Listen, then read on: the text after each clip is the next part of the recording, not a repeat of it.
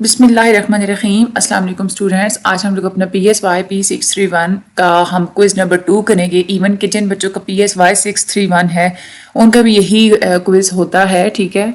और ज़्यादा सारे मैं आप लोगों को तकरीबन कोई 50 अबव MCQs ज़्यादा से ज़्यादा मैं कोशिश करूँगी कि मैं बताऊँ। तो ज़्यादातर आप लोगों के MCQs इसी वीडियो में से आएंगे। तकरीबन 7, 8 से 9 MCQs भी आपके इसी वीडियो में आ सकते हैं। जिन लोगों को 10 बाय 10 मार्क्स के लिए पेड सर्विसेज चाहिए, डिस्क्रिप्शन में लिंक और नंबर मौजूद है, नंबर पे कांटेक्ट कर सकते हैं। पेड सर्विसेज के लिए आपको 10 बाय 10 मार्क्स की गारंटी होती है, आपके फुल मार्क्स आ जाते हैं। और अगर इस सब्जेक्ट के लिए आपको ग्रुप चाहिए तो आप ग्रुप भी ज्वाइन कर सकते हैं। प्रैक्टिकल से रिलेटेड भी वीडियो हमारे चैनल की मौजूद है, आप वो वीडियो भी देख सकते हैं। प्रैक्टिकल से रिलेटेड कोई गाइडेंस चाहिए हो, इवन के पेड प्रैक्टिकल जिन बच्चों को चाहिए तो पेड प्रैक्टिकल भी बना के दिया जाता है, उसमें भी 100% मार्क्स की गारंटी होती है। अच्छा, और इसके अलावा स्टडी ग्रुप वैसे आपने स्टडी के लिए ज्वाइन करना है तो वो भी डिस्क्रिप्शन में लिंक मौजूद है। आपने वीडियो को एंड तक जरूर देखना है, स्किप नहीं करना, चैनल को सब्सक्राइब जरूर करना है, मेरे लिए दुआ भी करनी है, लाइक भी जरूर करना है और एक प्यारा सा कमेंट आपने जरूर कमेंट सेक्शन में छोड़ के जाना है, ठीक है। हम लोग चलते हैं अपनी आज की वीडियो की तरफ। सबसे पहले हमारा MCQs है। N informed scientific idea developed to describe or explain any behavior is called construct। यानी कि कोई ऐसा साइंटिफिक आइडिया जो आप डेवलप करते हैं कोई भी बिहेवियर को डिस्क्राइब करने के लिए या एक्सप्लेन करने के लिए, हम लोग उस आईडी को कहते हैं कंस्ट्रक्ट, ठीक है। तो आगे हम चलते, which of the following format provide test takers an opportunity to ratify degree of their agreement. अच्छा, आपको पता है कि वो कौन सा टेस्ट होता है कि जिसमें एग्रीमेंट के लिहाज से रेट करते हैं, मतलब कि आपको 5 स्केल्स दिए जाते हैं तो आप जिस स्टेटमेंट के साथ आप एग्री कर रहे होते हैं वो चूज करते हैं। तो वो कौन सा होता है? वो लिकर्ट स्केल होता है, ठीक है। तो लिकर्ट स्केल वो स्केल होता है जिसमें जो है ना वो रेटिफाई किया जाता है, डिग्री ऑफ एग्रीमेंट जो है ना वो रेटिफाई करते हैं, ठीक है। अच्छा, उसके बाद हम आगे चलते हैं। तो हमारा अगला है एन आइटम दैट इंक्लूड्स 2 और मोर ideas at the same time is called, वो होता है डबल बैरल्ड। यहाँ पे बहुत सारे बच्चे जो है ना वो कंफ्यूज हो जाते हैं और आपके 2 तरह के MCQs आते हैं। देखिए, वो वाला आइटम जिसके अंदर 2 या 2 से ज्यादा आइडियाज होते हैं ना उनको हम लोग कहते हैं डबल बैरल्ड। लेकिन वो वाली स्टेटमेंट या वो वाला आइटम जिसके अंदर 2 दफा जो होता है ना आप लोग कर देते हैं कि मतलब उसमें 2 नेगेटिव्स यूज होते हैं तो उनको हम लोग फिर डबल नेगेटिव आइटम बोलते हैं, ठीक है। That is a double negative item, ठीक है। आगे हम लोग चलते हैं। A test that contains items with different difficulty level but the test takers are given enough time for completing it is called. यानी कि वो टेस्ट जिसमें डिफिकल्ट टेस्ट होता है, यानी कि डिफरेंट किस्म की डिफिकल्टी लेवल होता है। पहले इजी भी क्वेश्चन होते हैं, बहुत ज्यादा डिफिकल्ट भी क्वेश्चन होते हैं, लेकिन उसमें टेस्ट टेकर्स के पास इतना टाइम होता है कि उसको आसानी से कर सकें। वो वाला जो टेस्ट होता है वो होता है पावर टेस्ट, ठीक है। पावर टेस्ट जो है ना ये इसका बिल्कुल एग्जैक्ट आंसर है।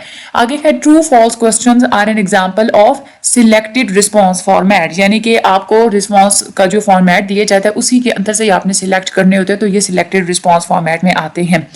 आगे हम लोग चलते हैं, बल्कि मैं यहाँ पे आप लोगों को और भी बता देती हूँ कि किस तरह के इसमें से MCQs और आ सकते हैं। आप लोगों का एक MCQs आता है कि वो कौन सा फॉर्मेट होता है जिसमें 10 जो है ना 10 ऑप्शंस या 10 स्टेटमेंट्स होती हैं, 10 किस्म के बीच में लिस्ट होती है, तो वो होते हैं कैटेगरी फॉर्मेट होता है, ठीक है।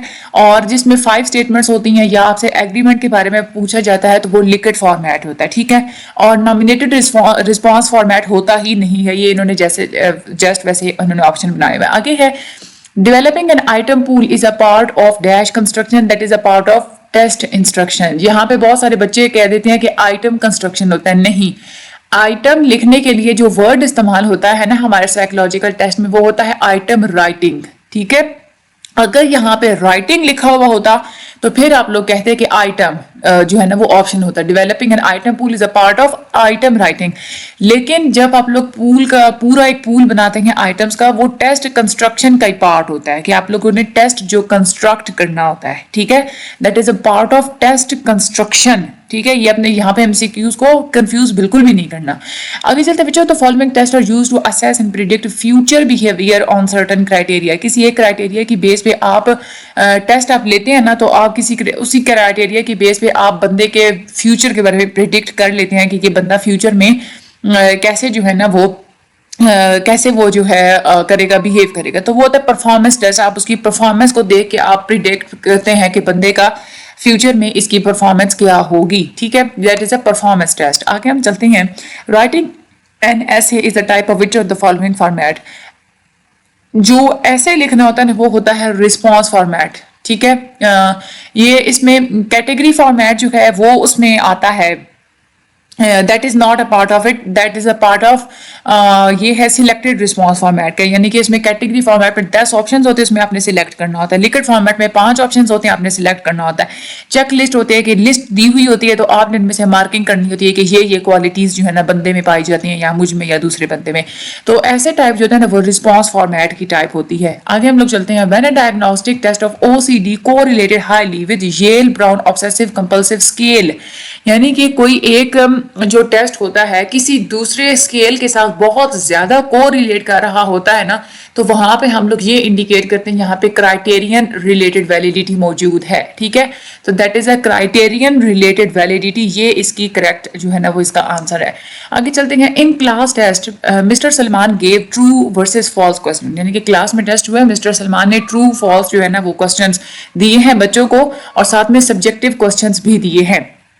ट्रू एंड फॉल्स क्वेश्चंस किसकी टाइप है? That is a dichotomous format. बहुत सारे ऐसे बच्चे होते हैं जो कि सिलेक्टेड रिस्पॉन्स फॉर्मेट पे करते हैं। सिलेक्टेड रिस्पॉन्स फॉर्मेट हो सकता है, ठीक है, लेकिन आप देखें कि सिलेक्टेड रिस्पॉन्स फॉर्मेट के अंदर मुख्तलिफ टाइप्स होती हैं। डिकोटोमस होता है, उसके बाद पॉलीकोटोमस होता है, उसके बाद कैटेगरी फॉर्मेट होता है, चेक लिस्ट और क्यू सॉर्ट्स होते हैं, लिकर्ट स्केल होता है। ये सारे के सारे सिलेक्टेड रिस्पॉन्स फॉर्मेट में आते हैं। लेकिन यहाँ पे देखें उन्होंने क्या कहा है कि ट्रू फॉल्स वाला क्वेश्चन, ट्रू और फॉल्स वो क्वेश्चन जिसमें सिर्फ 2 ऑप्शंस होते हैं, या ट्रू और फॉल्स, या राइट और रॉन्ग वाला ऑप्शन होता है, या यस और नो वाला ऑप्शन होता है, ठीक है। ऐसे जो क्वेश्चंस होते हैं क्योंकि इसमें सिर्फ 2 ऑप्शंस होते हैं तो हम लोग उसको डिकोटोमस फॉर्मेट कहते हैं, ठीक है। अच्छा, यहाँ पे एक और तरह का क्वेश्चन आता है कि जो MCQs होते हैं ना, यानी कि वो क्वेश्चन जिसमें 2 से ज्यादा ऑप्शंस दिए जाते हैं, 3, 4, 5, 6 जितने भी, मतलब 2 से ज्यादा ऑप्शंस अगर दिए जाएं तो वो जो टाइप होती है वो होती है पॉलीकोटोमस फॉर्मेट, जिसको हम लोग पॉलीटोमस फॉर्मेट भी कहते हैं, ठीक है। आगे हम चलते हैं। How much a student has possibility to answer correctly simply by chance in MCQs type question with 4 options, यानी कि अगर MCQs type के क्वेश्चन हों और उसके हर क्वेश्चन के 4 ऑप्शंस हों तो स्टूडेंट के पास कितनी पॉसिबिलिटी है कि वो तुक्का मार के भी उसका आंसर सही हो सकता है? तो वो है उसकी 25% पॉसिबिलिटी है, क्योंकि टोटल देखिए कि 4 ऑप्शंस होते हैं तो 100% के ऊपर आप लोग 4 को डिवाइड करें तो 25% बनता है, ठीक है। और दूसरी बात ये आप लोग इसको ऐसे भी असेस कर सकते हैं कि एक अगर बच्चा है सारे ऑप्शंस का अगर मतलब देखें ना, अगर 4 ऑप्शंस हैं तो हमने यही होता है कि परसेंटेज अगर हम लोग 4 की निकालें तो वो हमारे पास 25% ही आती है, ठीक है। तो इस तरह से 25% चांस होते हैं अगर 4 ऑप्शंस हों। लेकिन अगर आपके क्वेश्चन में वो पूछते हैं ना कि MCQs टाइप क्वेश्चंस में जहाँ पे 3 ऑप्शंस हो तो फिर कितना चांस होगा? अगर 3 ऑप्शंस हों तो उस वक्त फिर सिर्फ 33% चांस होता है, ठीक है। अच्छा, आगे हम लोग चलते हैं। Dash test are one of those test whose reliability deserves extra concern and care. वो कौन से टेस्ट जिसमें रिलायबिलिटी के लिए आपको बहुत ज़्यादा एक्स्ट्रा केयर करनी पड़ती है, बहुत ज़्यादा एहतियात करनी पड़ती है? तो वो होते हैं स्पीड टेस्ट, ठीक है, स्पीड टेस्ट होते हैं ये वाले। आगे चलते हैं। Mechanical comprehension, speed of walking, neuroticism and an anxiety is an example of. ये सारी की सारी एग्जाम्पल्स है कंस्ट्रक्ट की, तो कंस्ट्रक्ट जो है ये इसका करेक्ट आंसर है। आगे चलते हैं। Concurrent validity is a type of, concurrent validity type है क्राइटेरियन रिलेटेड वैलिडिटी की, ठीक है, यानी कि क्राइटेरियन इसकी जो है ना क्राइटेरियन जो वैलिडिटी होती है इसके अंदर ये एक टाइप पाई जाती है, that is a concurrent validity. आगे है the sum of true score and error is known as observed score, ठीक है, ये अपने पास याद रखनी है। ट्रू स्कोर और एरर का जब भी साम लेते हैं तो वो क्या होता है? ऑब्जर्व्ड स्कोर होता है। कभी कभार आपके MCQs में फार्मूला भी पूछ लेते हैं, ठीक है, वो फार्मूला उन्होंने सारे जो है ना मुख्तलिफ तरीके से लिखे होते हैं, तो करेक्ट फार्मूला जो होता है ना वो होता है x is equal to T plus E, ठीक है, T mean true score plus E for error, तो x is equal to T plus E. अगर फार्मूला आ गया तो आपने ये वाला फार्मूला टिक करना है।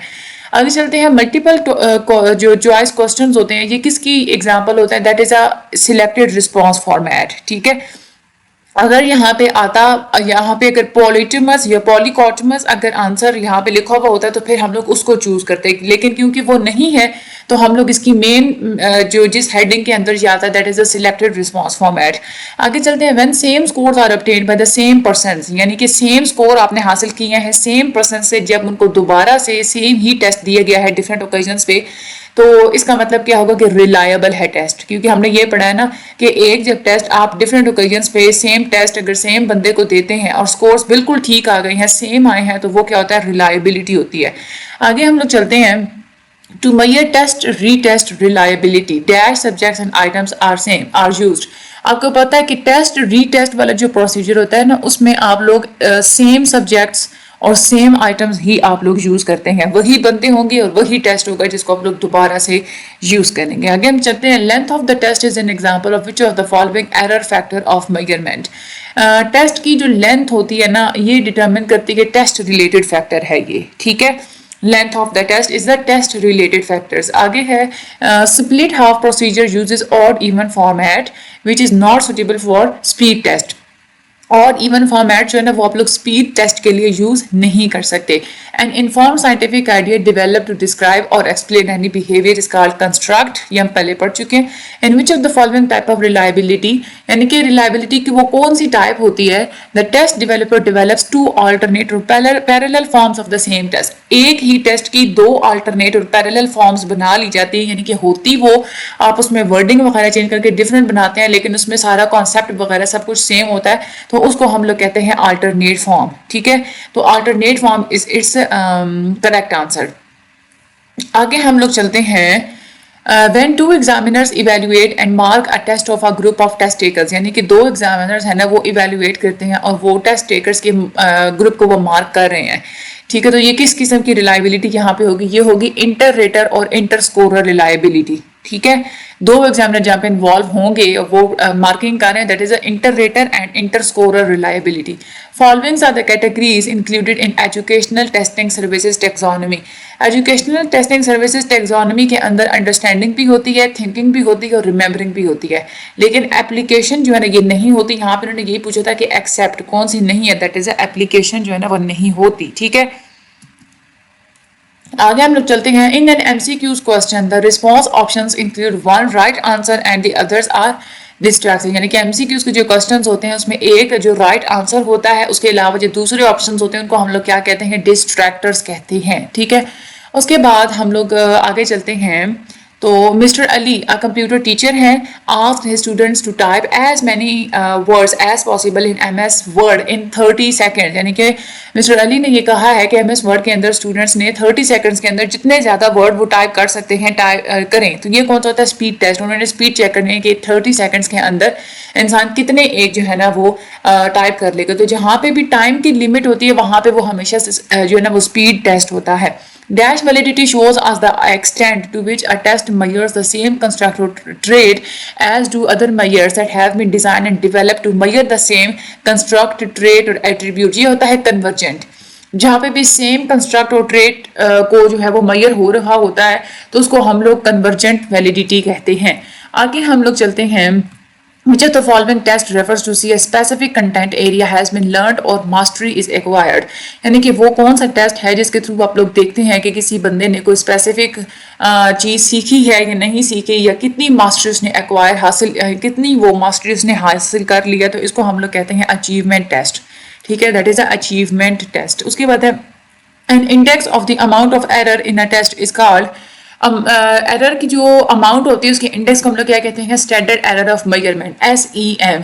कभी कभार आपके ऑप्शन में वो स्टैंडर्ड एरर ऑफ मेजरमेंट देते हैं, कभी कभार आपसे जो ऑप्शन में SEM लिख देते हैं, ठीक है। आगे हम लोग चलते हैं। Standard error of measurement SEM is one way of expressing reliability. ये रिलायबिलिटी को एक्सप्रेस करने के लिए हम लोग यूज करते हैं।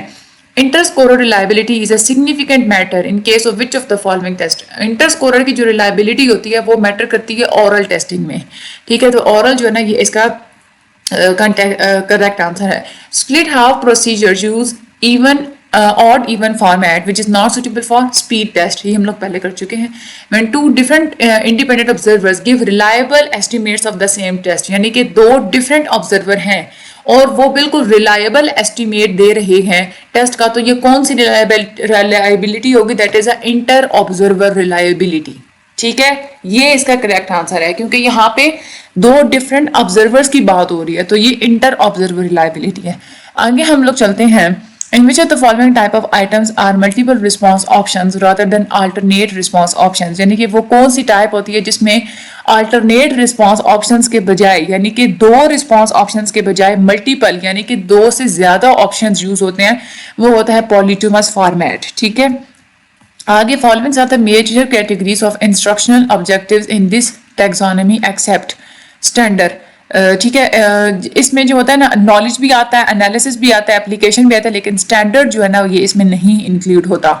Which of the following format provide test takers an opportunity to ratify degree of their agreement? Degree of their agreement ये लिकट फॉर्मेट होता है, आप लोगों को पता है। If a test taker is using written test, particularly the objective one, यानी कि टेस्ट टेकर जो है ना वो रिटन टेस्ट दे रहा है और वो भी ऑब्जेक्टिव टेस्ट दे रहा है, तो उसमें कौन सी रिलायबिलिटी का कोई कंसर्न नहीं होगा? That is a inter scorer reliability. ठीक है, इंटर स्कोरर की यहाँ पे रिलायबिलिटी मैटर नहीं करेगी, क्योंकि कोई भी इंसान चेक कर ले तो वो सिर्फ एक आंसर की होती है, उसके मुताबिक उसने चेक करना है, कोई भी डिफरेंट तो लोग नहीं करेंगे उसको check. Which of the following test refers to see a specific content area has been learned और mastery is acquired? That is a achievement test. Correlation tells us about the magnitude and direction of relationship. Magnitude का क्या मतलब होता है? Magnitude का मतलब होता है साइज ऑफ कोरिलेशन, कि कितना कोरिलेशन मौजूद है। ठीक है, आगे हम लोग चलते हैं। When two or more examiners score the performance of a number of test takers and the coefficient is computed from these courses, these scores, अच्छा यानी कि दो या दो से ज्यादा एग्जामिनर्स हैं, उन्होंने किसी टेस्ट, मुख्तलिफ किस्म के टेस्ट टेकर्स की परफॉर्मेंस को उन्होंने स्कोर दिए हैं। ठीक है, और फिर उन स्कोर्स में से उन्होंने कॉफिशेंट को कंप्यूट किया है, तो ये कौन सा होता है? That is a intra class coefficient. उस कॉफिशेंट को हम लोग क्या कहते हैं? Intra class coefficient. ठीक है, आगे चलते हैं। Concurrent validity is a type of criterion related validity. Individual difference is an example of which of the following error factor of measurement. Individual differences जो आते हैं ना वो एग्जामिनी रिलेटेड वेरिएबल्स होते हैं, यानी कि जिन लोगों को आप लोग टेस्ट कर रहे होते हैं उन्हीं में इंडिविजुअल डिफरेंसेस पाए होते हैं। That is examinee related variables. According to dash higher the score on the test, यानी कि वो कौन सा मॉडल है जिसमें टेस्ट के ऊपर जितने स्कोर हायर होंगे तो हायर एबिलिटी आप लोग जो है ना वो मेजर करेंगे। That is a cumulative model, वो ये कहते हैं कॉमुलेटिव मॉडल वाले। ठीक है, आगे चलते हैं। द क्वेश्चन और the item statement in MCQs is called. MCQs के जो क्वेश्चन होता है या जो आइटम स्टेटमेंट होती है इसको हम लोग बोलते हैं स्टेम। ठीक है, तो ये थे हमारे आज के एमसीक्यूज। आपने इन्हीं को अच्छे तरीके से आपने कर लेना है। ये आप लोगों के मिड टर्म के लिए भी बहुत ज़्यादा हेल्पफुल वीडियोस हैं, क्विज 1 की भी और क्विज 2 की भी, और इसके अलावा आप लोगों की अभी जो एमसीक्यूज हैं उसमें भी बहुत ज़्यादा हेल्पफुल रहेंगी। पेड सर्विसेज जिन लोगों को चाहिए वो हमसे कांटेक्ट कर सकते हैं, डिस्क्रिप्शन में नंबर मौजूद है, ग्रुप भी ज्वाइन कर सकते हैं, लिंक भी मौजूद है डिस्क्रिप्शन में। बाकी अल्लाह ताला आप सब लोगों की मदद फरमाए। चैनल को सब्सक्राइब करना मत भूलिएगा इस सब्जेक्ट के और दूसरे जितने भी आपके सब्जेक्ट्स हैं। ज़्यादातर जो फोर्थ सेमेस्टर के जो स्टूडेंट्स होते हैं उनमें ये PSY P631, PSY 504, SOC 301 ये वाले सब्जेक्ट्स होते हैं, उनके तो सारे के सारे ही ज़्यादातर अपलोडेड हैं, तो आप लोग वो देख लीजिएगा। आप लोग वो भी आप लोग ले सकते हैं हमारे चैनल से। एमसीक्यूज हाँ, उनके क्विज़ेस वगैरह भी ले सकते हैं, उनके सॉल्यूशंस भी आते हैं और आप लोग लेक्चर्स भी ले सकते हैं। ठीक है, इस सब्जेक्ट के भी दूसरे जो सब्जेक्ट्स हैं उनके भी साथ जो लेक्चर्स हैं ना उनमें आपका जो जितने भी इंपॉर्टेंट जो पॉइंट्स होते हैं वो भी मेंशन होते हैं, एमसीक्यूज पॉइंट आउट किए जाते हैं, शॉर्ट लॉन्ग क्वेश्चंस भी बीच में मौजूद होते हैं, आप लोग वो सारे देख सकते हैं। ठीक है, इंशाल्लाह मुझे भी दुआ में याद रखिएगा। अल्लाह ताला आप सब लोगों की मदद फरमाए। Thank you so much and Allah हाफिज़।